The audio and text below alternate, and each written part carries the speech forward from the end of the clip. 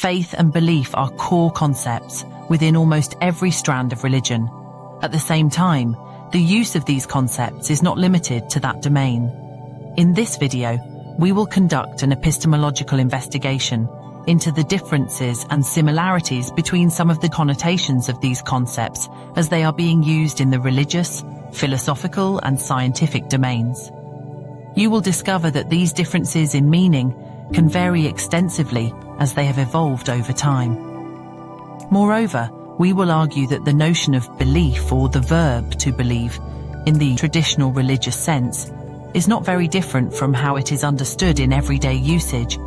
Furthermore, believing seems to be a universal anthropological dimension which encompasses and encloses every think act and plays a fundamental role in debates about motivation within philosophy of action. But before we continue, do yourself a favor, subscribe to our channel and smash the notification bell so you'll never miss out on one of our discussions on philosophy, religion, and personal transformation.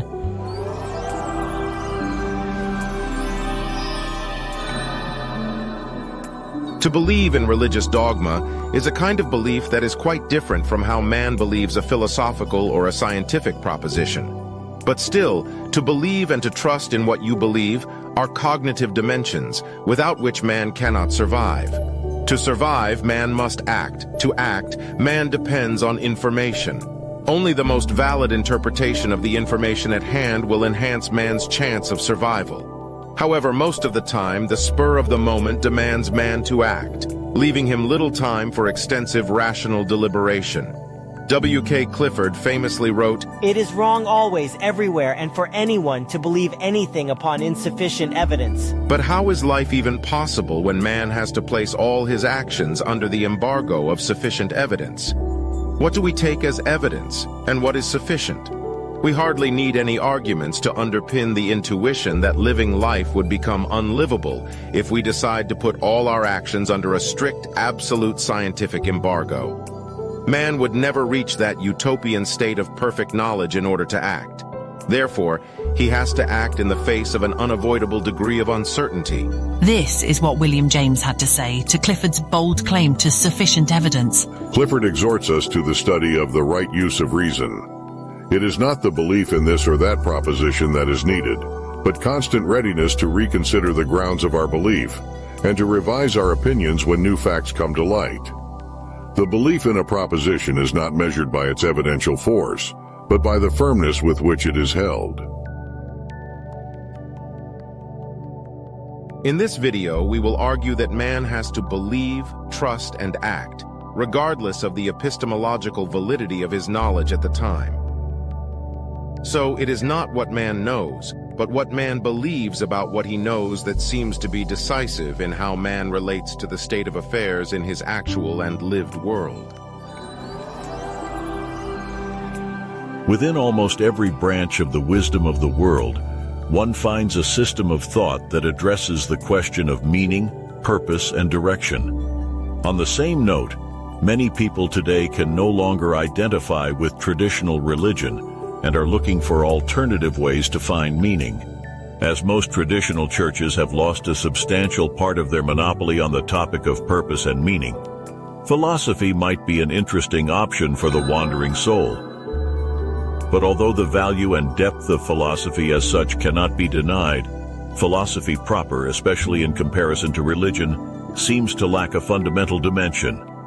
Therefore, it isn't hard to understand that there have been numerous attempts in the past to unite the thoughts of Athens, among others, mainly through the works of Plato and Aristotle, with the theistic traditions stemming from the Middle East and Jerusalem. In this restless dichotomy, modern man seems fused to his smartphone, and in doing so found refuge in a more or less rock-solid faith in science. Although this route has more often than once proven to be too meager for a genuine and meaningful reflection on man's existence and all its vicissitudes, this dichotomy is still very much present in many popular discussions on what is right or wrong and true, although most of the time this distinction is only implicitly running in the back of our minds. The aim of this video is to present a holistic approach that embraces different systems of thought, emphasizing inclusion over exclusion. By exploring the concepts of faith and belief through the lenses of religion, science, and philosophy, we intend to unveil a new epistemological horizon that reveals a potential convergence among these various forms of belief. Such convergence could pave the way for a kind of practical wisdom that is more in line with the needs and aspirations of modern-day man as man experiences his existence in society. Going down. To believe is a cognitive process that plays a crucial role in how man deals with the knowledge he has acquired about a state of affairs in the world. Epistemology is the branch of philosophy concerned with these kinds of questions, as it investigates the limits of man's knowledge and how knowledge formation is achieved. What man believes is decisive in how man applies this knowledge in a practical sense. To believe is the mental process whereby the subject accepts his interpretation of the available information as true and is therefore the fundamental prerequisite for action. No belief, no action. A belief entails the subject's recognition of the truthfulness of the information, but also that this information is important relative to the subject. Most of man's actions are based on the types of beliefs that lack any kind of objective or scientific evidence, but as we have seen before, that is by no means an argument for inaction. At the same time, objective information can play a significant role in enhancing the credibility of the information. On the other hand, in recent social debates around issues such as climate change and the COVID pandemic, the validity of scientific research has frequently and openly been questioned, even by leading politicians and people in mainstream media. Richard Feldman is professor of philosophy at the University of Rochester in New York. Feldman is known for his contributions to the study of justification, or the grounds or reasons for believing something to be true. Richard Feldman distinguishes between different forms of belief on the one hand, and basic and non-basic evidence on the other hand.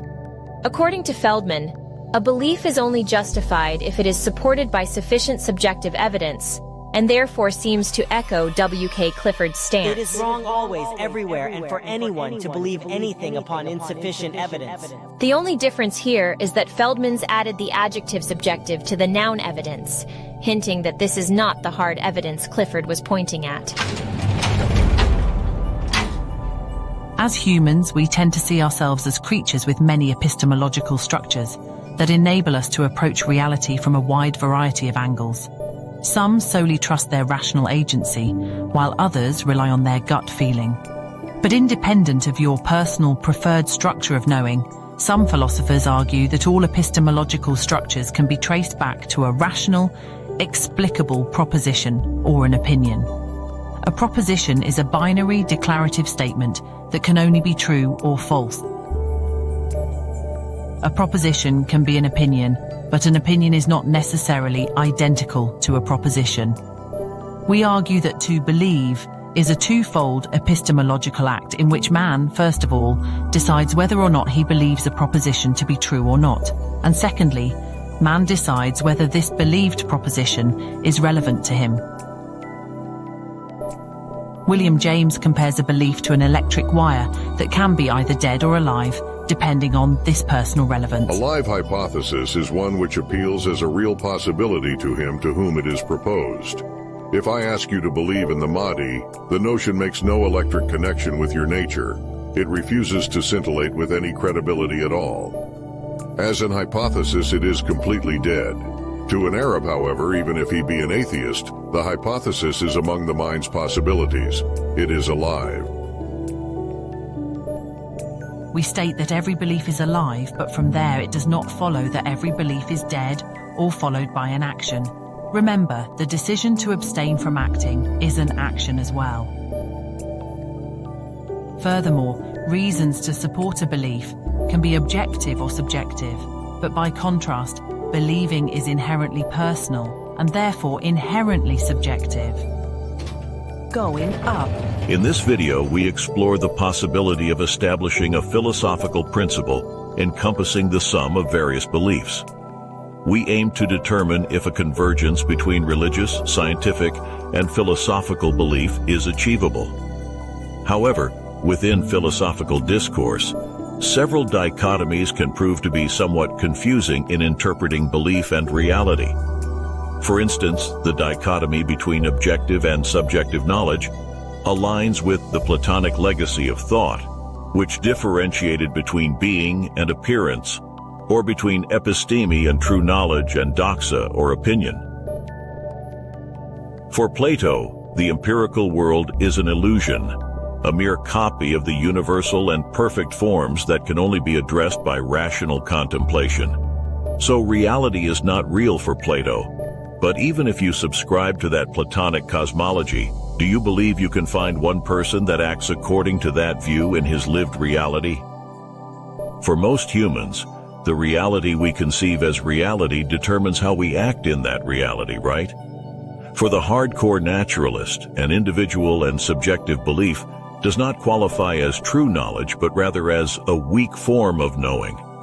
People often say that something is just an opinion, to express this intuition as an attempt to emphasize the relativity of opinions. So from there, it follows that most people act on just an opinion, a mere Platonic illusion. For a true scientist who adheres solely to empirical and objective data, the adjective subjective is sometimes the most severe pejorative. The question, however, is whether such relativity is problematic or even unavoidable, given the pervasive nature of opinions and beliefs on an individual's perspective. Can knowledge be classified as weak when this subjective knowledge is the crucial epistemological step determining an individual's actions? When objective knowledge is few and far between, and subjective knowledge a function of personal contingencies, how in the world can we define wisdom as something man can trust to believe? For that, we may have to go back to the ancient Greeks once again. As the progenitor of the first anthropological turn within the Western philosophical tradition, Socrates puts thinking about the being of man at the center of his discourse, and starts from the principle that he knows nothing. The statement, "I know that I know nothing," is often cited as an example of the philosophical attitude of Socrates, who was known for his humility and willingness to keep learning and searching for truth. The statement is also an example of the Socratic principle of gnosis agnosia, meaning that the only way to gain wisdom is by acknowledging that we do not know everything. In his dialogue, Apology of Socrates, Plato writes about this statement, which describes how Socrates defends himself during his trial. In this dialogue, Socrates says he does not claim to be wise and is fully aware of his ignorance. He says he does not know better than others and is only trying to seek the truth through questioning and considering different ideas. This fundamentally anti-dogmatic position becomes almost proverbial for the entire Western philosophical tradition, although some philosophers become so convinced of the finality of their thinking that their disposition toward this skeptical, fundamental principle of philosophy is sometimes being abandoned as their philosophy begins to show some dogmatic traits. At the same time, it remains an attractive stance to question the validity of your ideas and principles, and should keep any true lover of wisdom starting from this famously paraphrased Socratic principle that ignorance is a very plausible precondition of true wisdom. In conclusion, we have seen that our philosophical analysis of the concept of belief, as it is used within several major schools of thought, does not lead to one conclusive answer. Socrates invites us to embrace our ignorance and to keep questioning our beliefs. Plato points up to the realm of the universal forms, and Aristotle points down to the world as he claims that what is, and that contradictions are out. All the others apparently point to something in between. Descartes absolutized Socrates' appeal to ignorance, as his methodical doubt led him to an unshakable certainty that his thinking was identical to himself. I think, therefore I am. Descartes saw the mind as a distinct substance apart from the body, and in doing so he saved the Christian soul from being squeezed in scientific progress. So it is fair to conclude that there are certain things that we can or may know, independent of what one wants to believe. But the vast majority of our everyday knowledge has no scientific basis whatsoever. Still, that doesn't mean that this kind of knowledge is worthless or just a weak form of knowing. This kind of knowledge is often true enough to believe and therefore true enough to act upon. Time waits for no one, and most of the time, the best time to act is now, despite what you may or may not know. In most cases, it is not about what you know, but about what you are willing to believe in order to be able to understand.